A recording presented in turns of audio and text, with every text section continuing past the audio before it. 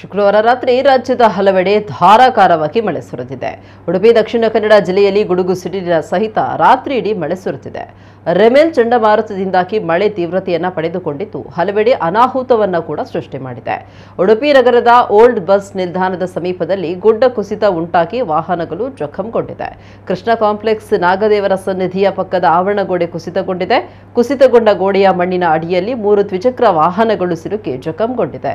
ಇನ್ನು ಇಲ್ಲೇ ಬೋರ್ಡ್ ಶಾಲೆಯ ಆವರಣದಲ್ಲೂ ಗೋಡೆ ಕುಸಿತವಾಗಿದ್ದು ಯಾವುದೇ ಹಾನಿ ಸಂಭವಿಸಿಲ್ಲ ಎಂದು ಕೂಡ ಮಳೆ ಮುಂದುವರಿಯುವ ಸಾಧ್ಯತೆ ಇದ್ದು ಚಂಡಮಾರುತ ಬಾಂಗ್ಲಾದೇಶಕ್ಕೆ ಅಪ್ಪಳಿಸಲಿದೆ ಅಂತ ಹವಾಮಾನ ಇಲಾಖೆ ತಿಳಿಸಿದೆ.